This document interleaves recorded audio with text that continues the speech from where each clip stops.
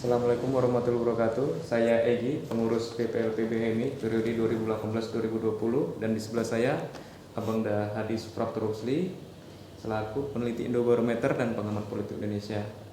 Dan kami ucapkan terima kasih Bang karena sudah disambut hangat dari kantor Abang, dan Abang bisa meluangkan waktu buat kita berdiskusi tentang seputar politik yang terjadi di negara kita ini. Dan pertanyaan paling pertama yang saya ajukan ini Bang, tentang Islamophobia. Kan umat Islam di Indonesia sangat banyak, dan penyebaran di negara-negara di luar Islam seperti Eropa, Inggris, kan Islam sudah semakin meningkat. Namun kenapa Islam sedang naik, kenapa mesti dibenci? Bagaimana menurut Abang tentang itu? Sebenarnya Islamophobia ini bukan hanya sekarang, tetapi juga sudah hadir sejak zaman Rasulullah SAW ya, di mana beliau berdakwah, kemudian dibenci, kemudian dilempar oleh orang misalnya. Kemudian sampai ke hari ini juga begitu, di mana Islam itu juga dibenci. Nah, ini sebenarnya akibat ketidaktahuan mereka dan dan juga terkait dengan pemahaman mereka, baik itu mereka yang bukan Islam. Terkait dengan Islam, mereka tidak begitu memahami secara utuh apa sih konsep Islam itu yang sebenarnya. Nah, yang dilihat mereka adalah informasi-informasi yang beredar, baik itu di sosial media, kemudian di televisi. Itu memperlihatkan bahwa Islam itu adalah agama yang keras, kemudian juga sering melakukan teror misalnya. Nah, puncaknya itu pada saat WTC ya, pengumuman WTC, kemudian juga dijadikan bahwa Al-Qaeda sebagai teroris, kemudian di mana-mana Islam dimusuhi dan seolah-olah Islam yang salah misalnya. Nah, sebenarnya di sisi lain kita sebagai umat Islam juga harus sadar betul bahwa Islam itu bukan hanya tekstual ya, tetapi juga harus diamalkan, harus diterapkan dalam kehidupan sehari, di mana pesan-pesan Islam itu membawa kedamaian bukan hanya untuk umat Islam saja, tetapi juga untuk semesta alam, karena Islam adalah rahmat bagi semesta alam. Nah, tentunya dengan pesan-pesan kedamaian, kemudian kita menjaga nilai-nilai Islam itu di tengah-tengah masyarakat, kita menunjukkan bahwa Islam itu tidak seperti yang mereka takutkan. Nah, dan ini yang harus kita tampilkan. Nah, itu juga harus kita berikan contoh, baik itu dari perilaku kita yang tokoh-tokoh, elit-elit yang muslim misalkan, memberikan contoh yang baik bahwa Islam itu adalah membawa pesan-pesan kedamaian, dan itu juga akan memberikan dampak bagi masyarakat yang tidak begitu memahami Islam, akan mempelajari Islam itu lebih dalam.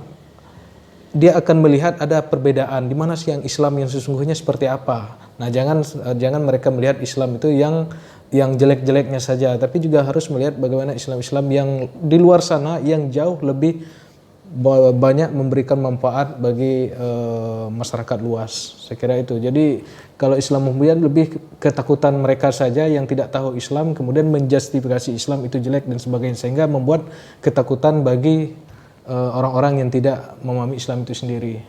Berarti kalau masyarakat Indonesia ini menurut Abang bisa nggak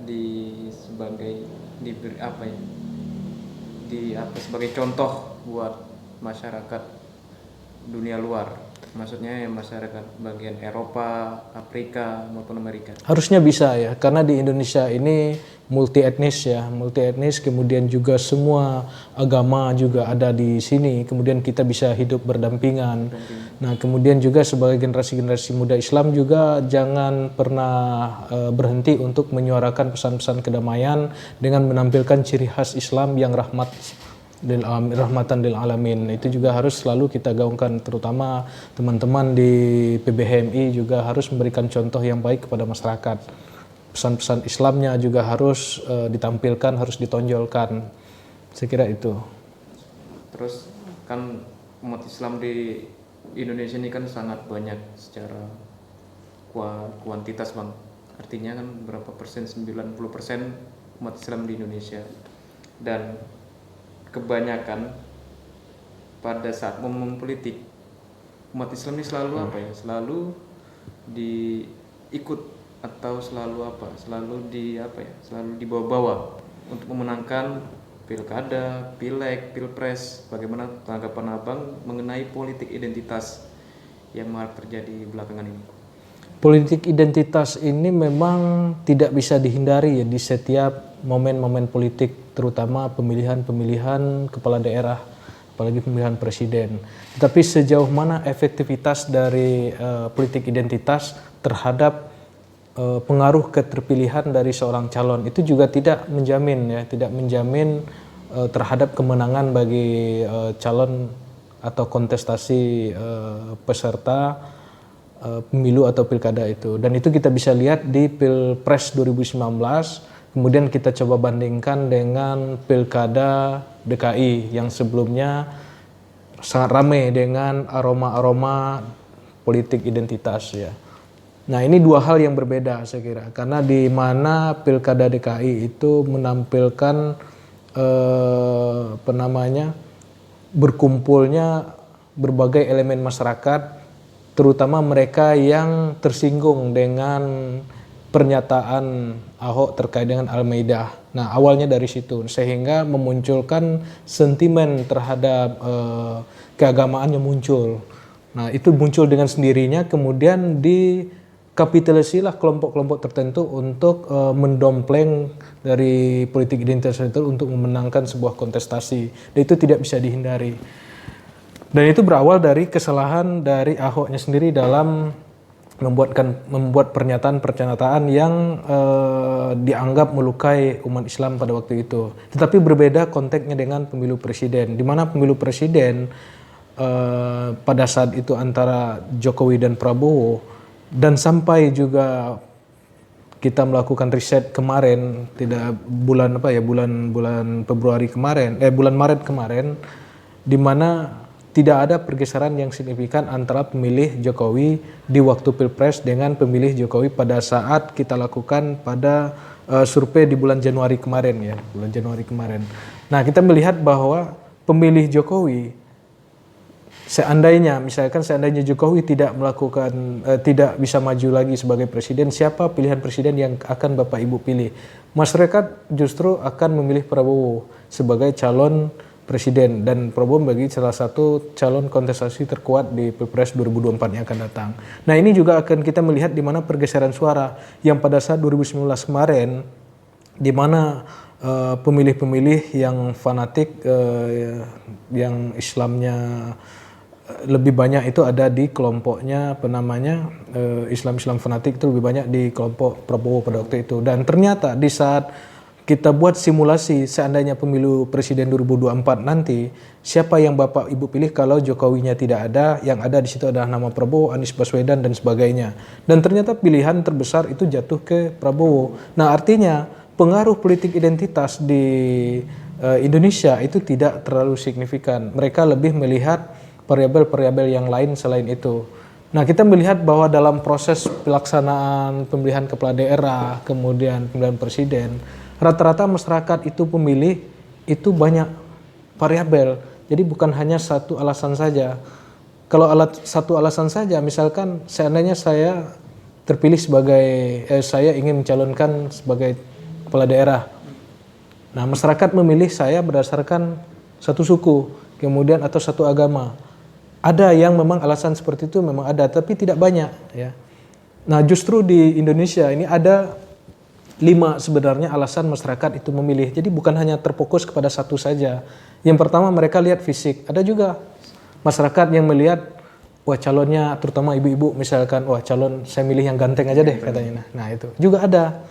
Makanya calon-calon yang ganteng kemudian itu atau yang cantik itu lebih mudah untuk dimenangkan dibandingkan calon yang kurang beruntung dari sisi fisik. Nah, itu. Nah, kemudian juga yang kedua, yang sosiologis ini yang saya katakan, yang sosiologis ini, mereka akan memilih berdasarkan suku. Saya nyari misalkan di pemilih yang kalau saya Islam atau saya non-Muslim atau saya sukunya Jawa, Batak misalkan dan sebagainya. Nah, ada juga masyarakat yang memilih berdasarkan suku. Saya pilih yang satu daerah dengan saya. Nah, itu. Nah itu yang dimanakan politik identitas tadi. Nah kemudian yang ketiga juga ada yang memilih berdasarkan psikologis. Berdasarkan psikologis ini adalah dia melihat tampilan dari seorang calon, wah calonnya ini merakyat, kemudian jujur. Nah kan subjektif itu. Jadi penilaian secara psikologis masyarakat terhadap calon. Ada juga yang begitu. Nah kemudian juga ada calon yang melihat kompetensi. Nah itu rata-rata dia akan lihat apa sih yang sudah dilakukan oleh calon ini. Kita punya masalah ini, bisa nggak calon yang ini bisa menyelesaikan masalah kita? Kemudian pengalaman-pengalamannya seperti apa? Juga ada masyarakat yang demikian, itu terutama masyarakat-masyarakat yang kelas menengah ke atas atau masyarakat terdidik. Kemudian yang terakhir programatis. Ada juga yang lihat berdasarkan program. Makanya calon-calon kepala daerah itu selalu jual program. Seandainya saya terpilih nanti saya akan bangun lapangan kerja. Kemudian seandainya saya terpilih nanti saya akan buat bangunan ini, bangunan itu dan sebagainya, macam-macam janji-janji politik. Nah, itulah programnya. Jadi ada juga masyarakat yang melihat dari program. Jadi masyarakat tidak terfokus kepada alasan sosiologis saja. Itulah yang membuat kenapa politik identitas itu tidak terlalu memberikan pengaruh yang signifikan di era politik hari ini. Kecuali di beberapa daerah-daerah tertentu, terutama di pilkada kabupaten kota ya, yang daerahnya struktur sosial keagamaan dan adat istiadatnya masih kuat. Nah itu masih cukup berpengaruh. Saya kira itu. Berarti masyarakat Indonesia ini sudah melek akan politik. Iya, jadi dari tahun ke tahun masyarakat kita ini secara tidak sadar bahwa kita bisa melahirkan pemimpin-pemimpin yang berkualitas, di mana pemimpin-pemimpin itu lahir dari masyarakat. Dan jadi bukan masyarakat tidak dipilih misalkan lewat DPRD, misalkan beda konteks dengan pemilihan DPRD dengan masyarakat. Kalau DPRD yang milih kan elit, kadang-kadang tidak sesuai dengan apa yang diinginkan oleh masyarakat. Nah kemudian sekarang masyarakat punya hak secara merdeka untuk menentukan pilihannya siapa, tanpa harus terpengaruh oleh elit-elit di daerah. Nah sehingga ini membuat lahir calon-calon kepala daerah yang memiliki kualitas yang bagus yang diharapkan oleh masyarakat, yang notabene yang mereka bisa lahir dari rakyat. Kalau tidak ada pemilihan pilkada langsung, kita tidak bisa melihat calon-calon kepala daerah berkualitas seperti Pak Jokowi, kemudian seperti Ridwan Kamil, Nurdin Abdullah dan sebagainya. Yang mereka rata-rata bukan dari kalangan elit, tapi dari masyarakat. Nah itu, saya kira itu, Linda. Terus selanjutnya nih Bang, bagaimana Abang melihat kondisi politik Indonesia sekarang? Dan saat ini kan dunia internasional kan sedang apa sih? Politiknya sedang goyang. Menyongsong 2024 dan Pilkada 2020 ini gimana? Kalau saya lihat di Indonesia politik kita akan lebih stabil ya, karena pemerintah hari ini sangat dominan sekali, dalam artian kelompok koalisinya lebih besar kan dibandingkan yang oposisi ya, berbeda dengan 2014 ke 2019. Kalau 2019 ke 2024 saya kira dengan komposisi koalisi kabinet Indonesia Maju hari ini akan lebih stabil dibandingkan 2014 ke 2019. Nah, kemudian yang kedua, tingkat kepercayaan masyarakat terhadap sistem demokrasi di Indonesia ini juga meningkat. Nah, kita di sini punya data di mana pada survei bulan Januari 2020 dengan survei pada bulan Maret 2015. Jadi ya sekitar 5 tahun ya perbedaan, di mana tingkat kepuasan masyarakat terhadap demokrasi itu semakin membaik ya. Kalau dulu kita lihat masyarakat yang setuju dengan demokrasi itu ada sekitar 77% ya dulu. Sekarang meningkat jadi 84% yang setuju dengan sistem demokrasi. Artinya apa? Artinya masyarakat setuju dengan sistem demokrasi kita yang hari ini. Kemudian juga kita coba tanyakan di masyarakat terkait puas atau tidak dengan sistem demokrasi kita hari ini. pada Maret 2015 yang puas dengan sistem demokrasi hanya 50%. Kemudian di era 2020 Januari kita melakukan survei itu meningkat jadi 68%. Jadi tingkat kepuasan masyarakat terhadap sistem demokrasi di Indonesia itu semakin membaik. Walaupun ada beberapa pihak yang memang tidak puas dengan kondisi demokrasi pada hari ini. Terutama mereka yang menganggap bahwa sistem demokrasi ini bagi mereka yang nggak puas yang pertama mereka menganggap bahwa demokrasi kita tidak memihak kepada rakyat kecil, kemudian politik kurang sehat, kemudian juga ada yang mengatakan demokrasi berjalan belum sepenuhnya, kemudian banyak yang korupsi. Jadi rata-rata mereka yang menganggap bahwa sistem demokrasi itu belum puas, rata-rata itu alasannya ya. Tapi kalau dibandingkan dengan 2015, saya kira ini ada kabar positifnya di mana masyarakat juga sudah semakin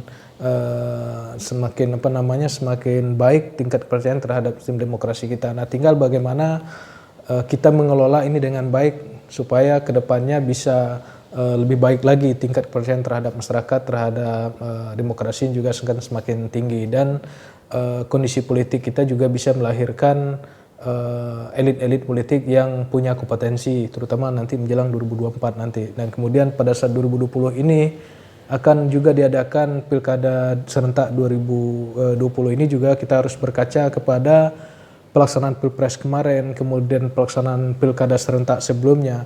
Nah, itu bisa menjadi catatan-catatan di mana wilayah-wilayah yang masih sangat rentan dengan politik identitas, kemudian tingkat kerawanannya tinggi yang perlu diantisipasi jauh-jauh hari, saya kira. Baik Bang, mungkin Abang dari awal dan sampai akhir ini bisa memberi kesimpulan tentang diskusi pada sore hari ini. Pertama terkait dengan Islamfobia. Jadi Islamfobia ini kesimpulan saya sebagai pesan saya kepada generasi muda, khususnya kepada adik-adik HMI, supaya menampilkan Islam yang rahmatan lil alamin ya, supaya memberikan contoh dan teladan bagi masyarakat supaya orang bisa melihat Islam itu berkacanya kepada adik-adik HMI sebagai generasi muda. Nah, kemudian yang kedua terkait dengan sistem demokrasi, di mana sistem demokrasi kita sudah semakin baik, kemudian juga tingkat kepercayaan masyarakat terhadap demokrasi juga semakin meningkat. Ya, mudah-mudahan ini terus ditingkatkan dan sejalan dengan sistem kepartaian kita dalam mengelola partai harus juga sejalan dengan visi-visi partainya untuk kemaslahatan bagi bangsa dan negara. Nah, kemudian yang terakhir terkait dengan politik identitas, saya kira harus dikurangi, kapan perlu dihindari. Kita harus bisa menggunakan politik yang meritokrasi supaya bisa melahirkan pemimpin-pemimpin yang berkualitas yang diharapkan oleh masyarakat, bisa membangun, kemudian bisa menjadi harapan bagi seluruh masyarakat untuk bisa mengabdi kepada daerahnya. Baik Bang, terima kasih atas waktunya. Semoga Bang Hadi diberi kesehatan selalu. Billahi taufiq wal hidayah. Wassalamualaikum warahmatullahi wabarakatuh. Ya.